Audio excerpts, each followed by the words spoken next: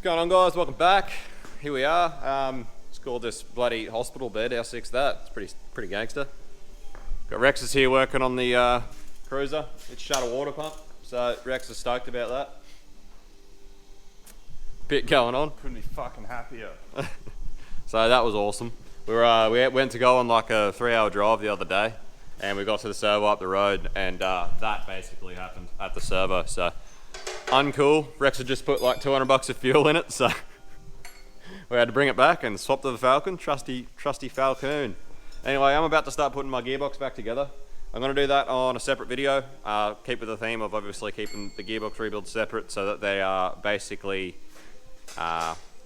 easier to find for people looking for that sort of thing. But just before I started putting this back together, I wanted to just go through the costs of the final few things that I had to get for it. So we've already accounted for the cost of the rebuild kit in, I think, the first or second episode. I ended up getting new synchro rings, just the pressure rings for the synchros for first through to fourth. So classic Melwood Automotive, once again, as always, had them shipped to me within like 2 days, and that was over Christmas as well, so super stoked. So just the actual pressure plates for the synchros. So first through to fourth synchros are going to be mint. I chased around. If anybody watched the teardown video of T56, I actually had a bit of wear on the main shaft where the 5 and 6 bottle gear goes onto the main shaft. I did hunt around to see what I could do about it. Everything that I could do about it was basically just going to cost too much for budget build. And basically I figure the Cressidas, I'm pretty sure, stack have like 3.7 gearing. So with the T56 gearing, I shouldn't really need 5th and 6th, and when I do, they shouldn't be getting punished anyway, which is good because 5 and 6 and the T56 are both overdrive, so they're not that strong. So I figured for what I'm doing with it, I'm just gonna basically put it back together with, it's gonna be fresh first through to fourth. 5th and 6th are still gonna probably be a bit noisy and not too great, so I'm just gonna be mindful of that and basically keep out of 5th and 6th and hope it stays together. Because basically the cost of getting a new main shaft or getting this one fixed was starting to get in the territory of I may as well have bought a new gearbox by that point. So yeah, that's anyway. I forgot to even say what those synchros are worth. I also got new 3rd and 4th selector ring because my selector ring for 3 and 4 was pretty shot. It was pretty cooked. The teeth on it were pretty flat. So this was about $110 shipped from the US from eBay. I couldn't get just one of these through Melwood Automotive. They could only sell me basically a complete assembly with the actual keys and everything in it. So they couldn't sell me just a ring. They obviously can't get them, so I had to get that from the US. So that was about $120 shipped. And the synchro pads I think were about $300 and like 15 cents or something. I don't know, the invoice will be here. I can never get it out of the friggin' packet. Alright. Yes, $300.95. So $301 for the synchro pads, and yeah, about $120 for the ring shipped. So that's made the gearbox rebuild actually fairly expensive again. In retrospect, probably could have been better off just buying a lower case gearbox for that sort of money, but at least I know that first through to fourth is going to be good, and if 5 and 6 ever do let go, I can try and find another one and just make the best one out of all the parts. So anyway, I'm going to go on, rebuild my gearbox. If you haven't seen that video and you want to watch it, it will have been uploaded by the time you're watching this, so go and watch it. If not, I'm not actually sure what I'm going to be going on with the Cressy in this episode because I've got nothing to do at the moment and I haven't actually bought anything to go on with the project at the moment, so it's going to be in a little while. So, but anyway, yeah, cheers guys. Alright, so I filmed that snippet and I didn't know what I was going to do with the Cressy or working with the Cressy, so I didn't work on the Cressy at all. Actually, I didn't even get my gearbox back together that day. I recorded that snippet you just watched, and then I just sat around like a lazy bum, didn't do it. So I've been spending too much time around Adam, I think. But anyway, today we are going to get basically another piece of Cressy stuff that I need in the form of another Cressida. So going to pick up a Series 1 MX-83, which means I have like ABS delete, all that stuff. So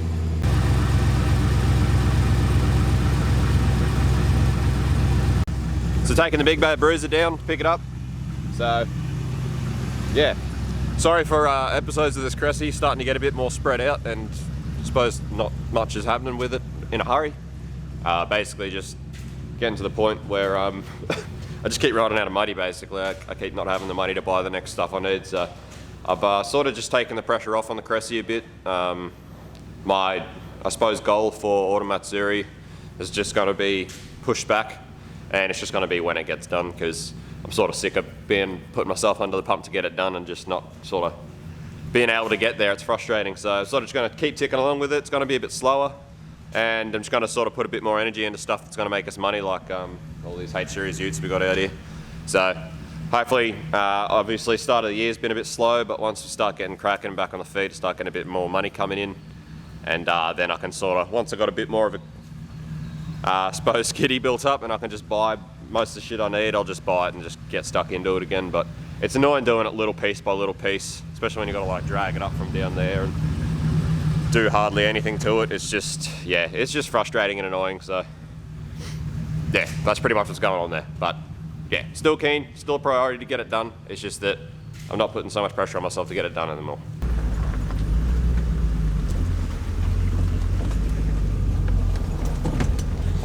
This thing's so cool. I really want to build one. Big tough 4B. Gangster.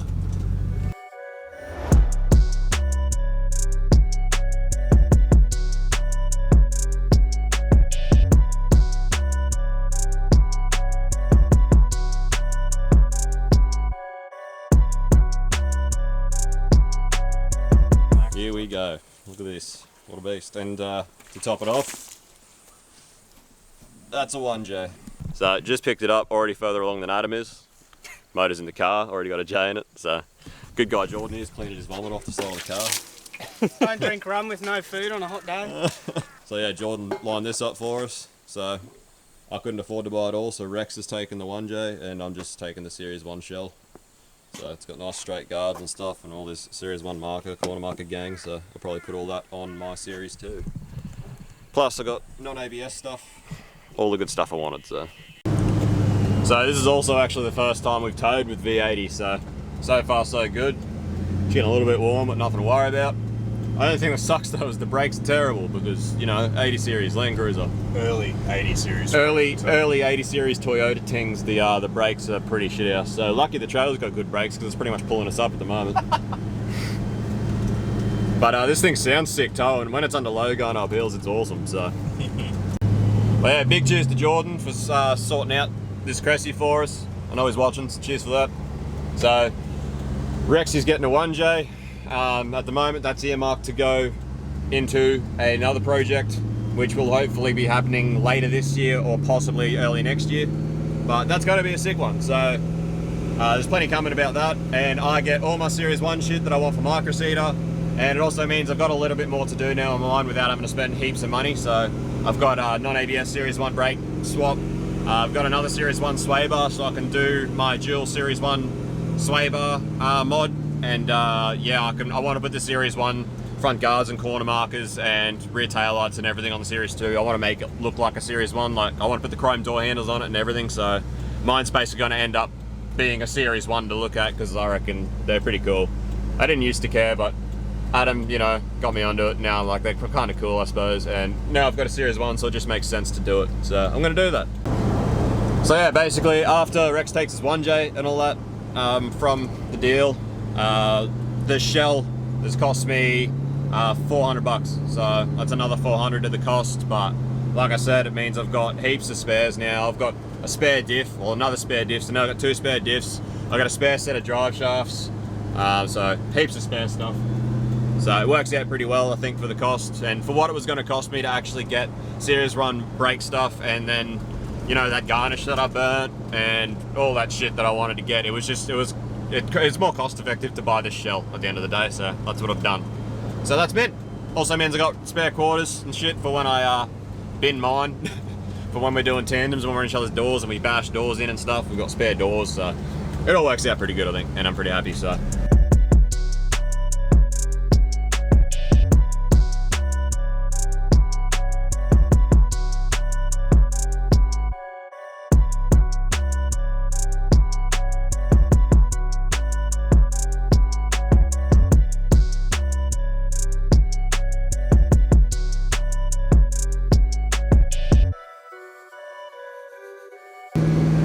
So we got this big range here we're tackling.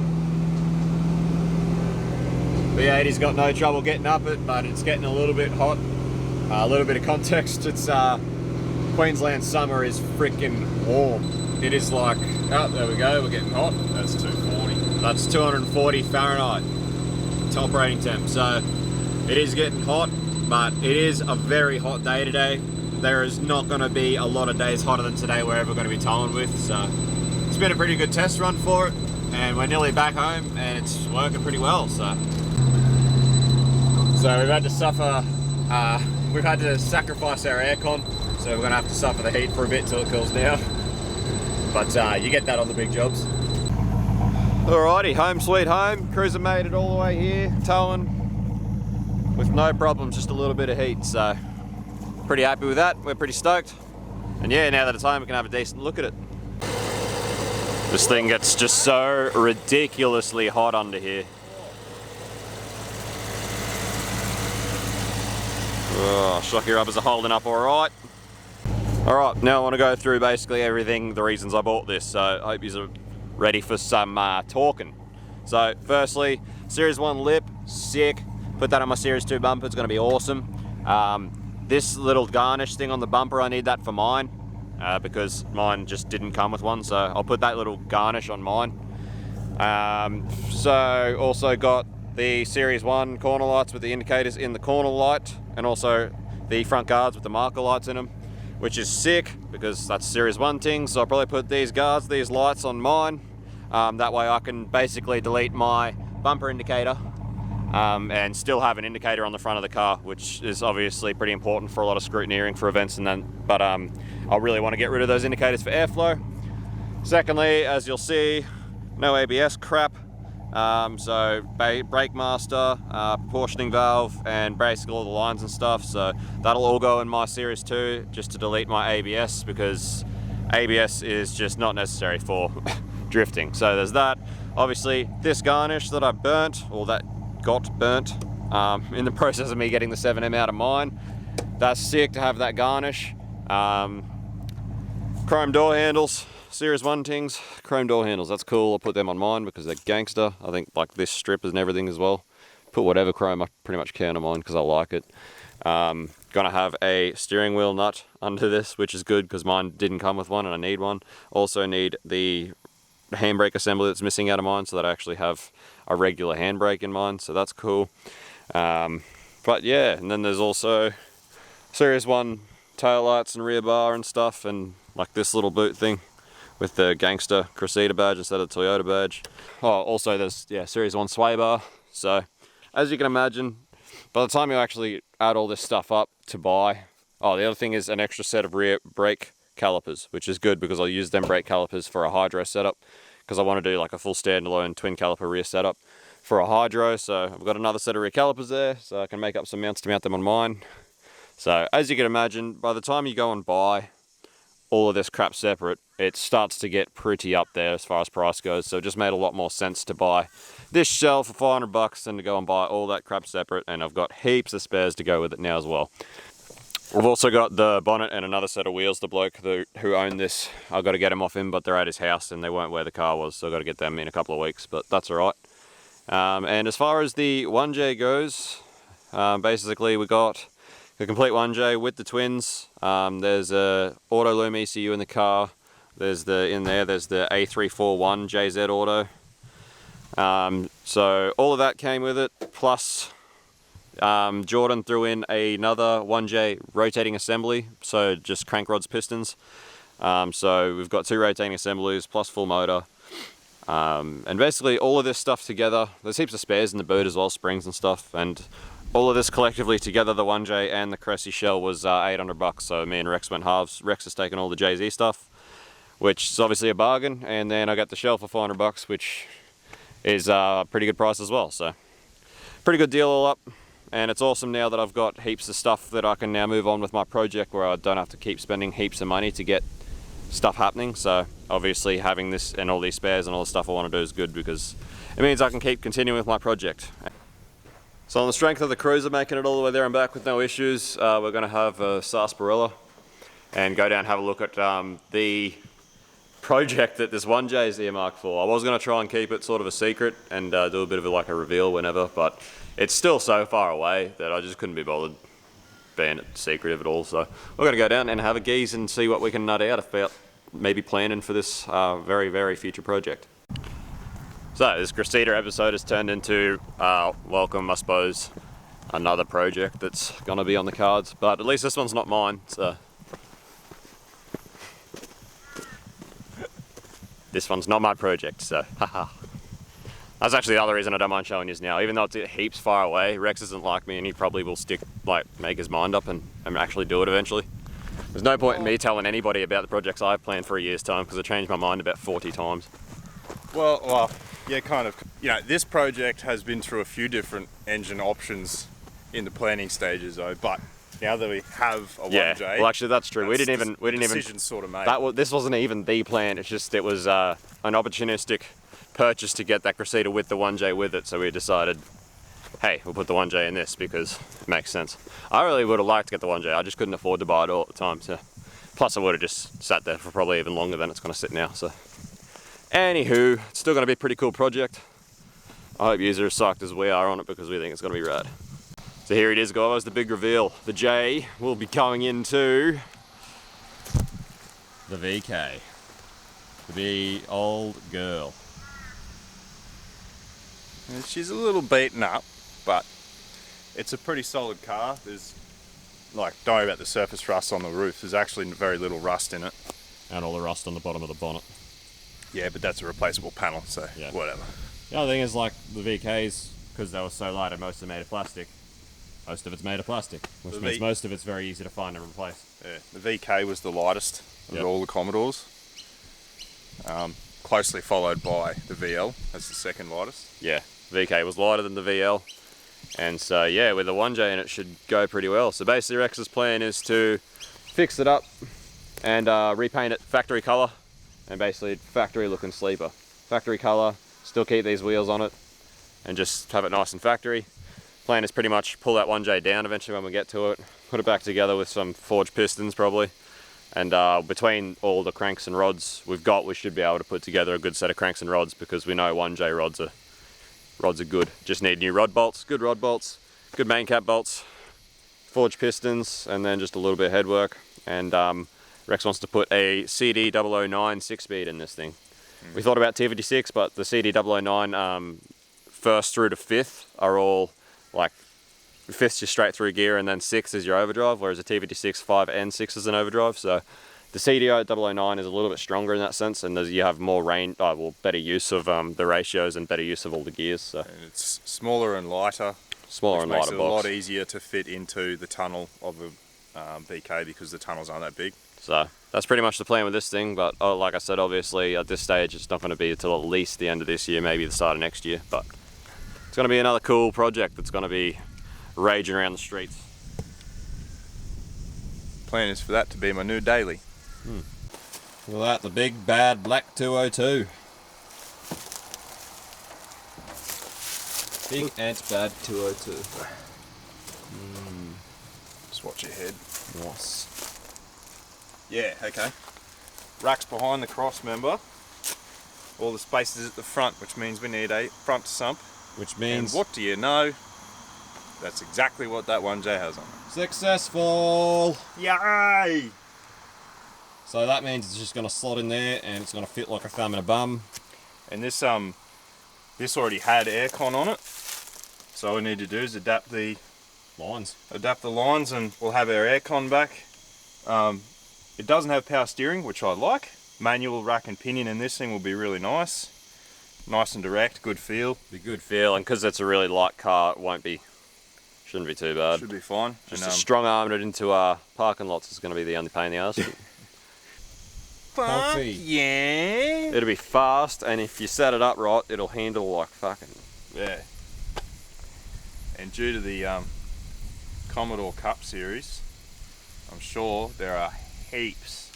Yeah, there's plenty of aftermarket suspension stuff. Suspension parts like you big can sway set 'em up, bars, yeah, all that sort of stuff. So. Yeah, there'd be strap braces, all sorts of stuff. So yeah. So it'll be hella JDM VK, except there won't be because it'll look totally stock. But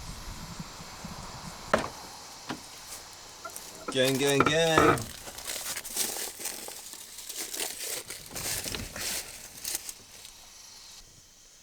Fucking unreal banana peel, 200k an hour. Look at all the square, it's gang. Gang dash.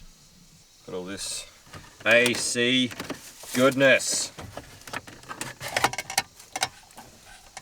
Ashtray that's never been ashed in. Non-smoker car. Look at the roof linings, clean as. So a little bit of backstory on this car. This car actually belonged to our uncle. And for years he had it just on his farm. His kids used it as a bit of a bush basher for ages. Well, not a bush basher, but he had he's got daughters and they learnt to drive in it on the farm and that sort of thing. And eventually he sort of just gave it to us. So got it for the price of going to pick it up, basically. yeah, so that was sick. So basically this whole project thus far has cost Rex $400 plus fuel to go get stuff. But that being said, obviously by the time I get to this, it's not exactly going to be a budget build like my Cressida, and that is, this is just going to be a build, and it's going to cost whatever it's going to cost. Yeah, because we'll go for the aftermarket computer, probably. Yeah, put a decent ECU in it. Probably an EM80 at the moment, we're thinking, from EMS. EMS ECU. And yeah, basically it's just going to be a sick daily grocery getter. And it's going to be hella fun and hella gangster. And I'm going to be hella jealous. We can build you one too. One day. One day. We're also actually planning on, might be surprising to a lot of you, on not using eBay turbo on this one. So we're actually going to put a decent turbo on this thing because we do plan on it making quite a bit of boost. We do plan on it making quite a bit of power. So it's going to be, yeah, like a decent turbo and that. So again, not exactly a budget build, just a proper actual build. So that's going to be cool. And hopefully we get to it this year, but we'll just see how we go. And but yeah, look forward to it. Subscribe so that you don't miss it. And hit that little bell button so that you get notified every time I drop a video so you don't miss anything, you dummy. So anyway guys, I hope you enjoyed the video. It wasn't much work that got done, but at least some more progress happened on the Cressy. And obviously you've seen this project and what's planned for it. So hit subscribe if you want to see more, and I will see you later. We're just going to go unload this Cressy, pull the motor out, because Jordan needs the engine mounts, so he's taking them back. So we'll pull the motor out, unload the Cressy, and have a few sarsaparillas, and maybe decide if I'm motivated enough to start doing some other stuff. But either way. Anyway, just watch it guys. Catch you later. Alright, the other thing I did forget to mention at the start of this video was that I've actually sold the 7M and the A340 that came out of the Cressida. So that was $200 worth. So take that off the cost, I suppose. So $200 off the cost of the Cressy for selling that. Put that up there. So now we're gonna unload this thing. It's cooled down a fair bit, so we'll unload it and do some work. So yeah, thanks for watching guys. Cheers.